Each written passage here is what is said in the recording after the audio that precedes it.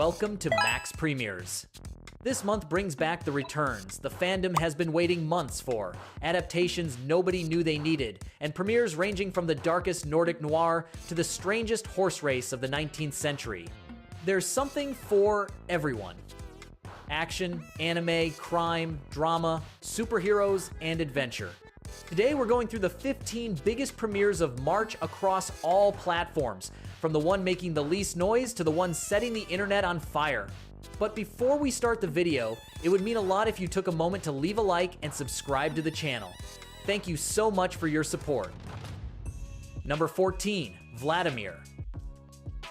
A literature professor at a New York university has spent years in a stable relationship, with a solid career and a life that looks perfectly ordered on paper. But when the department hires a younger new colleague, something inside her comes undone. It's not just attraction, it's obsession. And that obsession starts bleeding into every decision she makes, inside and outside the classroom. Rachel Weisz plays this professor with that blend of intelligence and fragility that only she knows how to build. Leo Woodall, known from The White Lotus, is the colleague who sets everything in motion. The series is based on the novel by Julia May Jonas and explores the boundaries between intellectual admiration and desire, between institutional power and personal vulnerability. It runs 8 episodes, and Netflix is positioning it as one of its prestige adult dramas of the month. What works is Weisz's performance, which carries the entire series on its own. Where it might frustrate is in the pacing deliberately slow and literary, built for audiences who enjoy character analysis more than action. It's not for everyone, but those who connect with the premise will find something genuinely well crafted. Number 13, That Night. 3 sisters travel together to the Dominican Republic. One night, something goes terribly wrong. An accident, a decision made in panic, and the silent pact to never speak of what happened. When they return to Spain, each one tries to carry on as if that night never existed. But secrets don't disappear, they accumulate. Clara Gal, Claudia Salas, and Paula Lucero, 3 of the most recognizable young faces in Spanish television, star in this adaptation of Gillian McAllister's novel. The 3 have real chemistry together, and the series knows how to use it. The thriller works in the early episodes, where the tension between the sisters builds naturally. The setting split between Spain and the Caribbean gives it a visual aesthetic that stands apart from typical Spanish productions. At only 6 episodes, the pacing is tight, and there's no room for unnecessary subplots. The premise is solid, and the trailer generated strong reactions from young audiences already familiar with its lead actresses. Whether the execution lives up to the setup is the question, but everything points in the right direction. Number 12, Ted Season 2. The most foul-mouthed teddy bear in television history is back for his 2nd year of high school. Ted is the prequel series to Seth MacFarlane's films, set in 1994, where the bear still lives with John Bennett during his teenage years. The first season worked surprisingly well as a situational comedy, adult humor, 90s nostalgia, and the dynamic between a normal teenager and a teddy bear who acts like the worst possible best friend. In this 2nd season, John is in his senior year of high school, which brings new pressures: college, relationships, the future. Seth MacFarlane voices Ted and also produces, so the tone stays completely faithful to the original films. Max Burkholder returns as John. The series has a solid handle on absurd humor and never pretends to be more than what it is. For fans of MacFarlane's style of comedy who want something lighter than Family Guy, this delivers. Those who connected with the first season will find the same energy here, and the 1994 setting continues to be one of its strongest assets. Number 11, Outlander Season 8. Outlander is one of the great love stories of modern television. Claire Randall, a World War II nurse, touches a circle of stones in Scotland and travels 180 years into the past, where she meets Jamie Fraser, a Scottish warrior, and her life changes forever. What began as a time travel, romance became one of the most beloved historical dramas of the last decade, with millions of devoted followers around the world. In this final season, the story reaches the American Revolution. Jamie and Claire, after everything they have lived through, face their last great chapter at a moment when a new nation is being born, and the world they know is about to change forever. Sam Hohen and Catriona Balfe say goodbye to their characters across these 10 episodes. For anyone who has followed the series from the beginning, This final season is mandatory. The performances have only deepened over 8 seasons, and the Revolutionary War setting gives the farewell a historical weight that fits everything this story has always been about. Number 10. Rooster. Bill Lawrence is the man behind Scrubs, Ted Lasso, and Shrinking, 3 series that share one thing in common. They look like simple comedies on the surface and quietly devastate you when you least expect it. Rooster is his newest project, and this time he brings Steve Carell back to television in a role that moves well away from the Michael Scott everyone knows. Carell plays a writer who has spent years distant from his daughter, and the series kicks off when he shows up on the college campus where she studies, using reconnection as his excuse. What follows mixes the awkwardness of that reunion with campus situations, sharp dialogue, and Lawrence's signature ability to talk about serious things with a smile on his face. Charlie Clive plays the daughter, alongside Danielle Deadwyler, Phil Dunster, and John C. McGinley.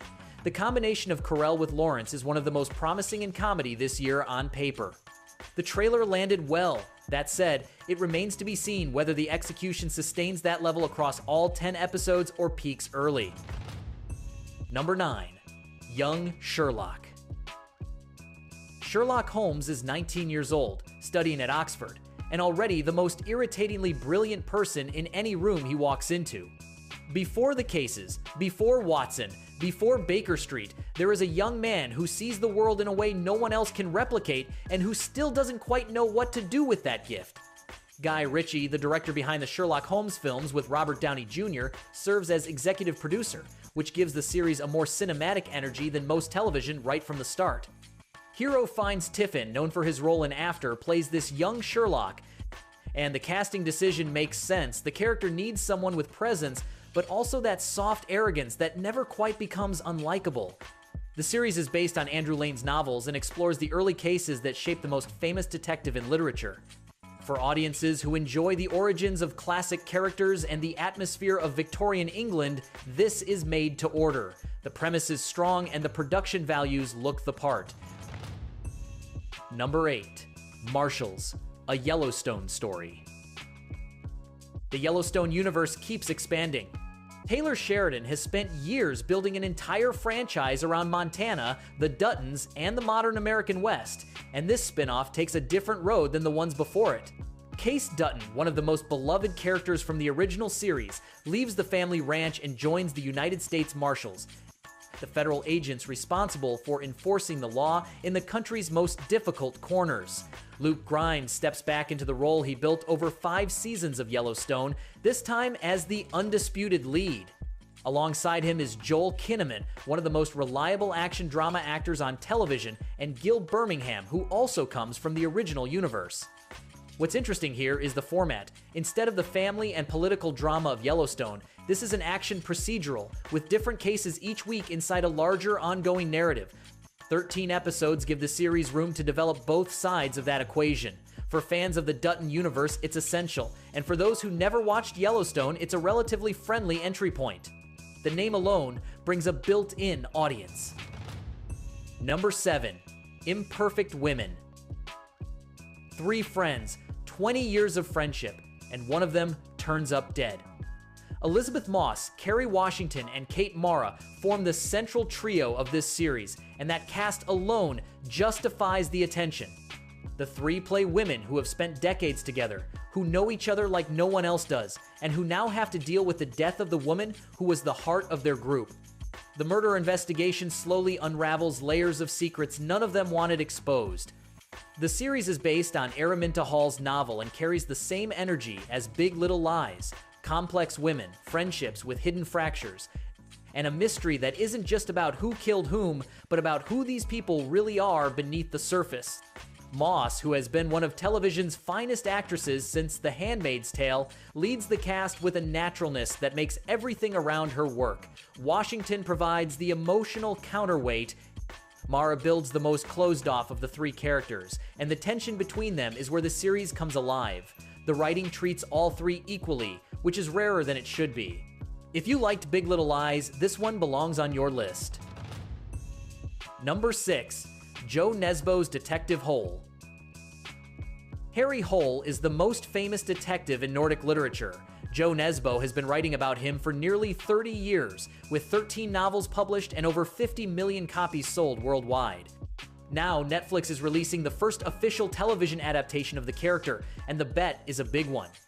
Hull is an investigator with the Oslo crime squad, extraordinarily effective at his job, with an instinct for cases that few can match. He also carries his own demons: drinking, broken relationships, an inability to follow rules he considers pointless. Think John Constantine without the magic, or a Nordic McNulty with more cold weather and less bureaucracy. Tobias Santelman, one of the most respected Norwegian actors of his generation, takes on the lead role. Joel Kinnaman also appears in the cast. This first season adapts The Devil's Star, one of the darkest novels in the saga, where Hull investigates a series of murders connected by a deeply disturbing pattern.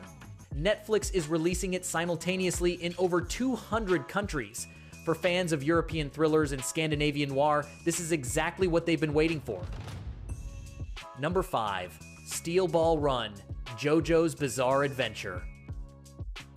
1890, United States.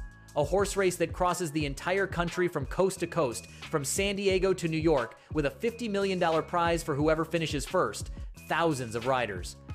Thousands of miles. And in the middle of all of it, two men who couldn't be more different, but whom fate is about to bring together in a way neither of them can see coming. Johnny Joestar is a former paralyzed jockey searching for a way to regain the use of his legs. Giro Zeppeli is an Italian executioner carrying a secret that goes far beyond winning money. Steelball Run is considered by a large part of the community to be the best arc in the entire JoJo's Bizarre Adventure manga, and that's saying a lot from a franchise that already has extraordinary stories across every part. The adaptation arrives on Netflix with a first episode running 47 minutes, a clear sign that the creative team isn't in a rush. The anime community has been waiting years for this. The studios involved have the full backing of the franchise behind them. If there is one anime that is going to dominate the conversation on social media this month, this is it. Number 4. Invincible, Season 4. Mark Grayson is not the kind of superhero who smiles for the camera. He's a kid who inherited his father's powers, discovered that father was actually the most dangerous being in the universe, and has been carrying that weight ever since, while trying to survive, love, study, and save the world at the same time. Invincible has spent 3 seasons proving that adult animation can be just as complex and emotionally devastating as any live-action drama. Each season has escalated in violence, consequences, and character depth in a way that few superhero series dare to attempt. In this 4th season, the story moves directly into the Viltrumite War, the largest conflict in the entire saga, where the Viltrumite Empire sets its sights on conquering Earth, and Mark has to decide exactly what he is willing to lose to protect everyone. Steven Yeun delivers the voice with an intensity that has grown season by season. Prime Video treats it as one of its flagship events of the year. For those already following the series, this is the season everything has been building toward. For those who haven't started yet, begin from the beginning. There are no shortcuts here. Number 3. One Piece, Season 2. There were every reason in the world for the One Piece live-action adaptation to fail. The anime is one of the longest and most beloved in history, with over 1,000 episodes, and a community that protects every detail with unmatched ferocity. And yet, Netflix pulled it off. The first season won over the skeptics, convinced the fans, and brought millions of new viewers who had never watched the anime. Iñaki Godoy as Monkey D. Luffy captured something that seemed impossible to translate into live action. That boundless energy, that unfiltered optimism, that absolute conviction that he is going to become king of the pirates, even when nothing in the world suggests it's possible. In this 2nd season, the Straw Hat Crew sails into the Grand Line, the most dangerous and extraordinary stretch of sea in the world, where the normal rules don't apply. New crewmates join the team. Chopper and Nico Robin make their entrance, 2 of the most beloved characters in the entire franchise. The enemies are stronger, the stakes are higher, and the story enters arcs that anime fans consider some of the best in the whole saga. Netflix is treating this as one of its global events of the quarter. The question is no longer whether it works, it's how much better it can get. Everything points to this season surpassing the last one. Number 2, Scarpetta. Dr. K. Scarpetta has spent 35 years as the most influential character in forensic literature. Patricia Cornwell created her in 1990, sold over 120 million copies worldwide, and for decades the question was always the same: when does she finally get the screen adaptation she deserves? The answer is now. Nicole Kidman plays Scarpetta, a forensic pathologist who returns to her hometown to reclaim her position as chief medical examiner after decades away, and immediately finds herself face to face with a case that has disturbing connections to the case that defined the beginning of her career 28 years earlier. The series unfolds across two parallel timelines, the present with Kidman and the 90s with Rosie McEwen playing the young Scarpetta. Jamie Lee Curtis plays Dorothy, Kay's sister, a relationship so loaded with history and unresolved tension it could carry a series of its own. Bobby Cannavale, Simon Baker, and Ariana DeBose complete a cast that has no weak links. Amazon ordered a second season before the premiere. Blumhouse Television is in the production, and David Gordon Green directed 5 of the 8 episodes. This is not a gamble, it's a statement. Bringing 3 Oscar winners together in the same series built around one of literature's most beloved heroines is exactly the kind of television event that happens once every several years. The trailer was one of the most talked about reveals of February. Number 1. Daredevil, Born Again, Season 2. Wilson Fisk won. The man who spent years running organized crime from the shadows now operates in broad daylight, with a suit, with a title, with votes. Fisk is the mayor of New York City. And from that position of absolute power, his first order of business is to eliminate the masked vigilantes of the city once and for all. He has the law on his side, he has the police on his side. He has the media on his side. Matt Murdock has none of that. The first season of Born Again was a turbulent process. Massive rewrites, a creative overhaul midway through production, and a final result that divided opinions. But it delivered something crucial. It proved that Charlie Cox as Daredevil and Vincent D'Onofrio as Kingpin remain one of the best antagonistic pairs in all of superhero television. Season 2 arrives with a clear purpose and without the turbulence of the road that led here. The story is more focused, the stakes are higher, and the return of Kristen Ritter as Jessica Jones is the addition nobody saw coming and that could completely shift the dynamic of the entire series. The Daredevil fandom in the United States is one of the largest and most demanding in the entire Marvel universe. They have been following Matt Murdock for over a decade, from the 3 original Netflix seasons through this return. This season is the real test.